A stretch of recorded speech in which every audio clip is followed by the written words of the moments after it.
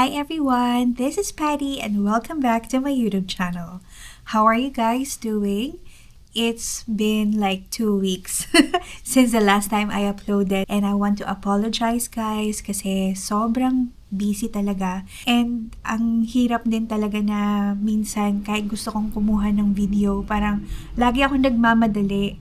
So my life this past 2 months is like very fast-paced because I am juggling 3 works.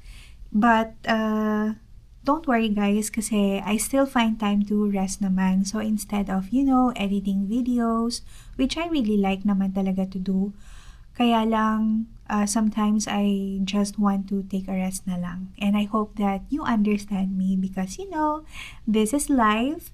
And I'm just doing this for fun. What's the update on my life for the past 2 weeks? Yun lang naman, work, bahay, work, bahay. As you can see guys, naka-scrub suit ako ngayon. Kasi Saturday ngayon dito at umaga pa lang like 5:30 gising na ako and I was already preparing to go to my per diem job. Kaya lang, nung pag-alis ko, siguro mga 15 minutes of driving. Bumalik ako dito sa bahay kasi natakot ako guys. Merong winter storm warning and this is like a very severe weather condition. Sabi nila it will affect most of the states here in the US. And isa na kami doon na magkakaroon ng talagang bonggang winter storm. And tulad nung nangyari last time, 'di ba? Pinakita ko sa inyo yung video. Ayoko na ma-experience 'yun ulit. So, although sabi dun sa phone ko, dun sa weather, hindi naman magsusnow, pero nakita ko sa labas nagsusnow, kaya parang hindi rin talaga siya accurate. So, nung nasa Finger Lakes Mall na ako, napansin ko na hindi cleared yung roads. Akala ko kasi kapag mga big roads ganyan, parang cleared siya agad, pero kanina hindi pa siya clear siguro dahil Saturday at inisip siguro nung mga tao na wala namang pasok ngayon so baka later pa nila i-clear. So natakot ako and at the same time dahil continuous yung snow, what if hindi ako makauwi? Kaya yun yung kinakatakot ko. Tsaka alam mo naman na kapag snow is very slippery talaga yung daanan. So kanina nung nagda-drive ako, nung nagbe-brake ako, parang ang hirap. Talagang push mo yung yung paa mo para kumapit yung brake. What if nasa 55 mph na ako dun sa area na 55 na yung speed limit, 'di ba? Tapos biglang magbe-brake. So doon ako natakot. Meron akong problema sa pagbe-brake which is yun nga lagi akong sinasabihan ni Jeff kasi medyo mabigat yung paa ko. So hindi ako masyadong nagdadahan-dahan kapag nagbe-brake and yun yung gusto ko din na baguhin sa pagda-drive ko.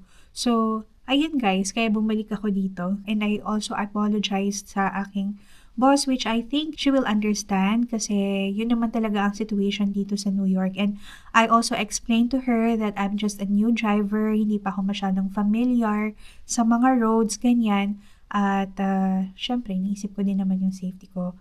So sabi ko sa kanya, if you want, I can cover for the next weekend to make up for today. So, hindi pa siya nagre-reply but I hope that she will understand. Dahil wala akong pasok today, I have the whole day to take a rest and as much as I want to go out, syempre hindi pwede dahil nagsusnow or as much as I wanted to cook, hindi ko siya magawa. I want to tell you guys about my story. So, I have high blood sugar and this is a problem that is going on since I was still in the Philippines.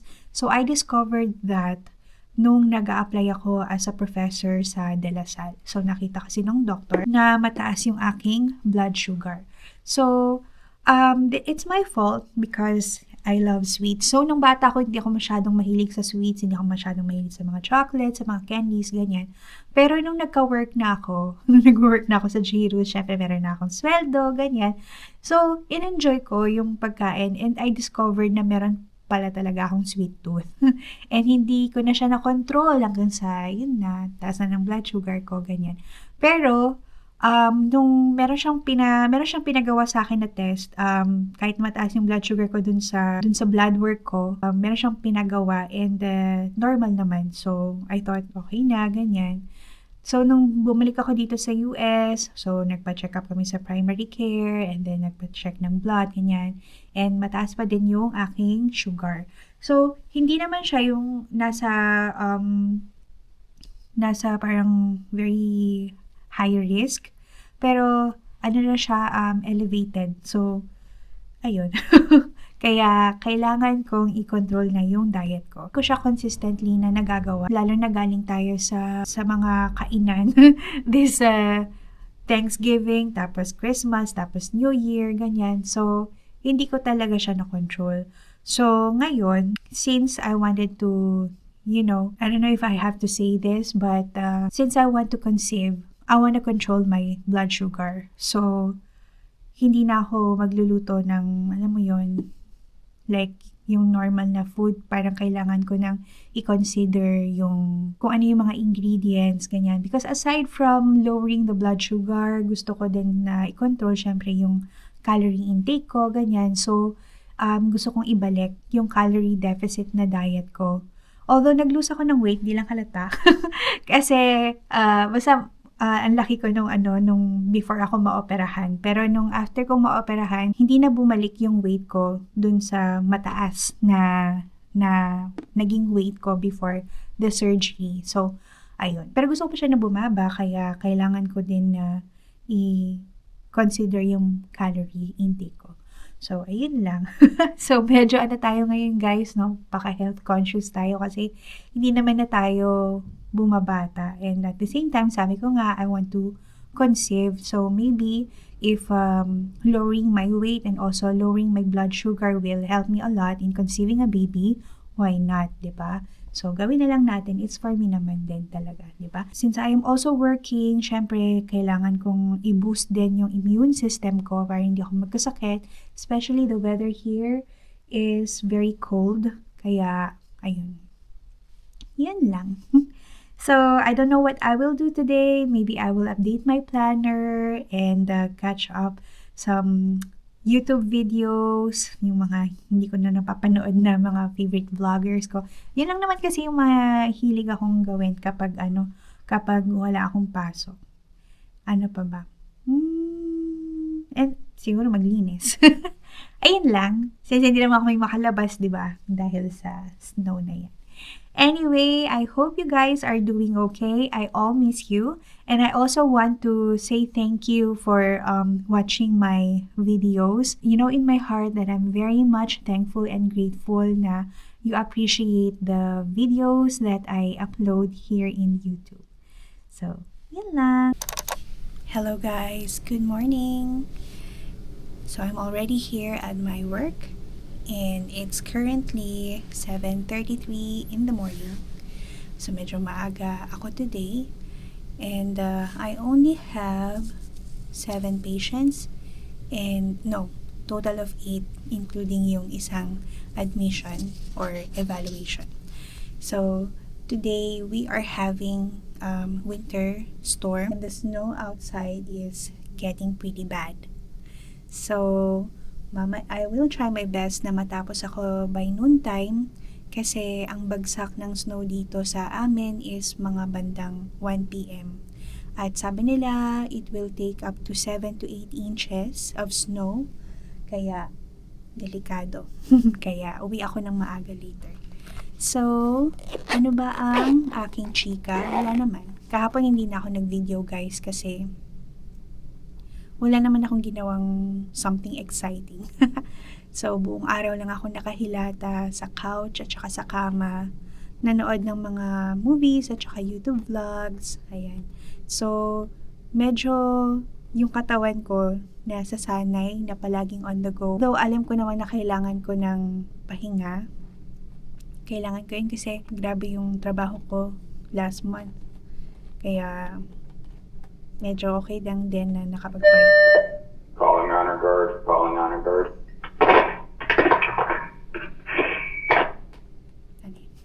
Ayun, so nakapagpahinga naman ako kahapon. At bukas wala akong pasok. Pero pinag-iisipan ko pa kung pupunta ako ng hospital kasi hanggang bukas daw ng umaga yung winter storm. Kapag medyo bad yung weather pa rin tomorrow, sa Tuesday na lang ako pupunta. Pero kung hindi, punta ako ng hospital, magpapa-chest x-ray ako. At medyo na iinis ako dun sa takot ako ba yung kahapon, hindi ko na maalala. Basta sinabi ko na kasi na yung x-ray sa Philippines is good for 5 years. Or basta yung x-ray ko is good for 5 years, pero gusto pa rin nila ako magpa-x-ray. Kaya gawin ko na lang. Wala namang mawawala. Anyway, yun lang. Sige, mag-start na ako guys. Medyo nakakatamad pero dahil sa malamig yung panahon, pero sana mag-participate pa din sila. Ayun.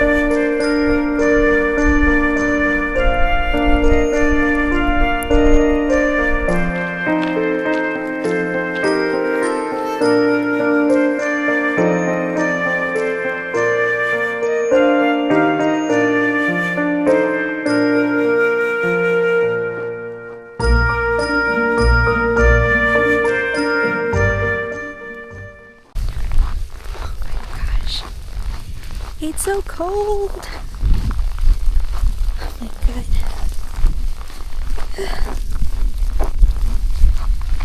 I haven't experienced this kind of winter storm before.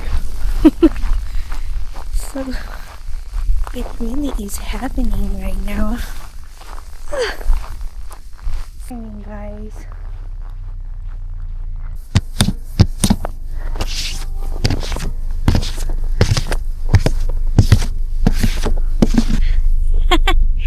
Look at me, I'm Elsa. Let it go, let it go. Charot.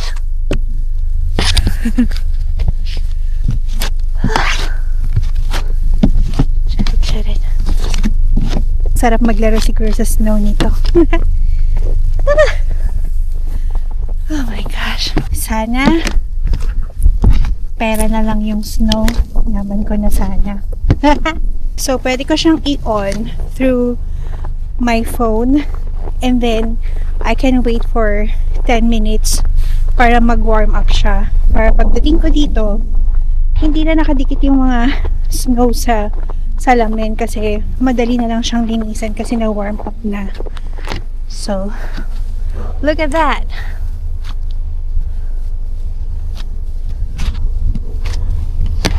See? Do you still wanna come here? Charot. Siguro, pinagtitinginan ako ng mga tao. Oh my gosh. Kailangan dahan-dahan lang ako mamaya. So, you know what I'm excited about? Gagawa ka ng champorado later. Pag ganitong nagsasnow, masarap magstay lang sa bahay. Tapos, maggawa ng mga merienda, gano'n. Just like in the Philippines, di ba? Kapag bumabagyo, bumabaha, masarap magmerienda. That's part. Then we can go home.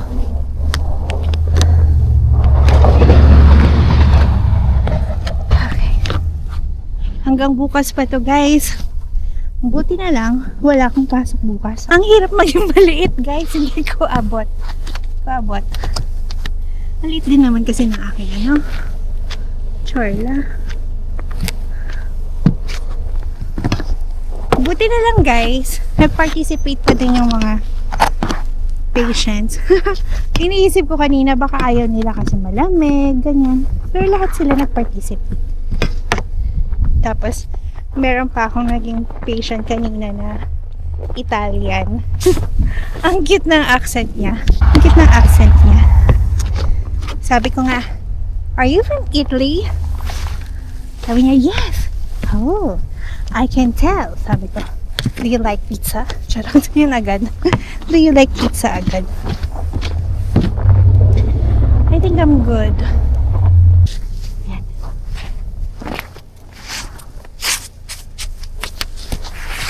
Hirap maging maliit. Okay. Okay na. Elsa, you stop na, okay? Char. Hindi ka na nakakatuwa. Look at me! Look at me!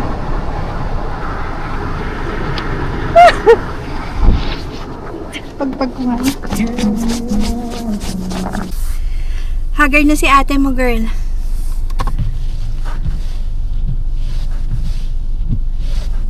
Gosh. Ang lakas ng snow. Nakakatakot.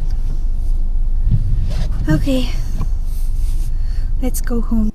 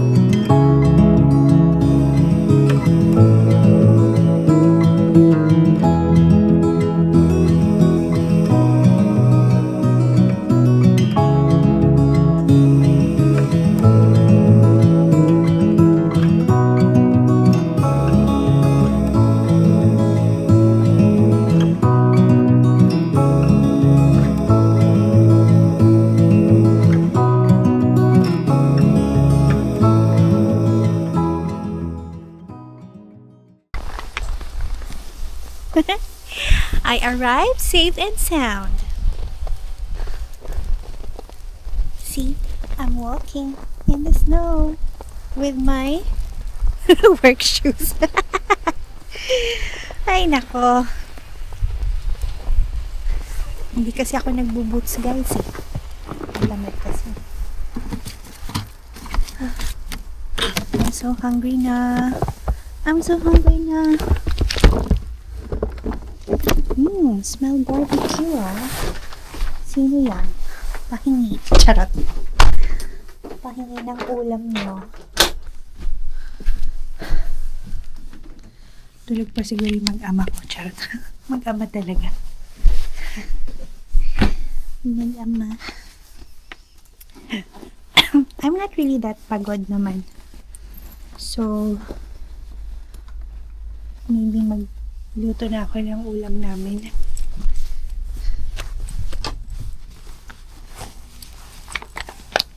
Ganito ang buhay sa Jamaica. Charis.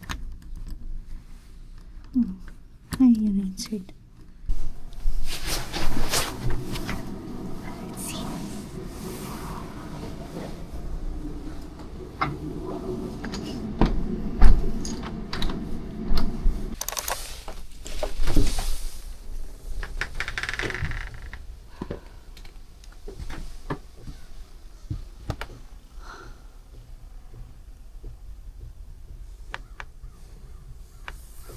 Good morning, everyone. So it is Monday today, and we are still, I think, experiencing winter storm. And kung makikita ninyo, sobrang taas na. Ayan. So na-clear na yung road, pero naipon naman sa mga gilid namin. Si Jeff ay natutulog pa, at siya yung syempre siya yung nagpala-pala nung mga nakaraang araw. So nagkaroon siya ng lateral epicondylitis because of this continuous shoveling of snow. That's why nagpresinta ako na muna yung mag-shovel ngayon. Wala naman kasi akong ginagawa, no? Yeah, let's go. Magpala-pala na tayo, guys.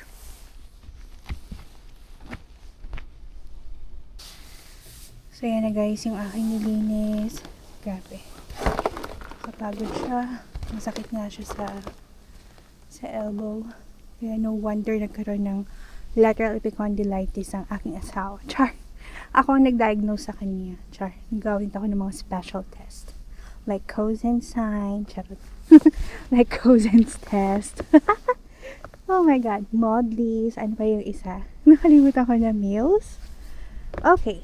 So, merong tumulong sa akin kanina. So, nakikita nyo yung ano na yan, yung driveway na yan. Nakita ko ng isang lalaki. Hirap na i-clear yung part na yan. So, tinulungan niya ako, guys. Ang bait. So, that's one thing na nagustuhan ko dito sa New York. Ang babait ng mga tao. Ay, ayan siya, guys. Ayan siya kataas. So, no need naman na i-clear tong space na to kasi hindi naman namin siya nagagamit. Basta ang important is yung dadaanan. Kasi, almost everyday may natatanggap kami na mga mail. So, important na maklear to para makadaan ng maayos yung mailman. Ayan guys, ako yung nagbabalik. At sorry, hindi na ako nakapag-vlog kanina after ko mag-shovel ng snow. So, after kasi noon, nagluto ako ng breakfast ko. Tapos, nanood konti ng Netflix. Hindi ko naman siya natapos. Nag-journal, and then nakatulog ako for 2 hours. So, bumabawi ako ng pahinga, guys. Ngayon kasi is wala akong pasok. So, sinusulit ko lang yung rest day ko. Actually, dapat pupunta ako ng ng hospital para magpa-x-ray. Pero naisip ko, bukas na lang para isahang labas. Diba? After ng work, diretso na agad ng hospital. Kasi pag ngayon, parang maaabala yung rest ko. So, gusto ko lang magpahinga and gumawa ng mga household chores. Meron na kaming ulam for lunch kapag naluto ko siya kahapon and good for 2 days siya. Wala lang kaming kanin. Pero mamaya ko na lang siya lutuin, hindi pa naman kami kakain. Kasi gusto ko muna unahin yung merienda namin. Wow, merienda bago lunch. So, magluluto ako guys ng champurrado. I think na-mention ko siya sa inyo dun sa isa kong video. So, yeah. Magluluto ako ng champurrado. Ayan. So, ito yung mga ingredients. So, ito yung sweet rice. Actually, dapat glutinous rice siya, pero wala kami nun.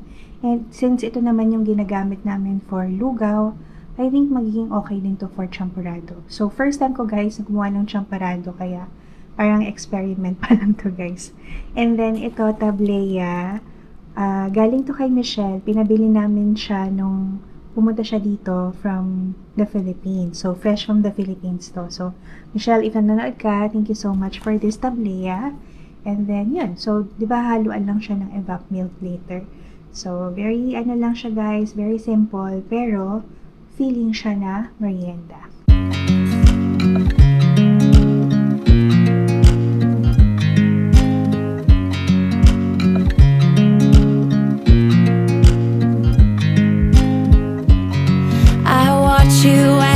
Drive. Do you know I'm looking? And I can't help but smile. Do you know how much I love you? You put my favorite song on, I put my feet up, and we just sing along. And I can't help but feeling, just loving this moment. Can we stay here forever? I'm loving this moment. Can we stay here together? If I could stop the time, don't you know that I would? 'Cause I'm just loving this moment. Can we stay here forever? Forever. Forever. Forever. I watch you as you sleep. You don't know I'm looking. With you everything's complete. Do you know how much I love you? I put your favorite song on just to wake you up. When I dance around, I can't help but feeling, just loving this moment. Can we stay here forever? I'm loving this moment. Can we stay here together? If I could stop the time,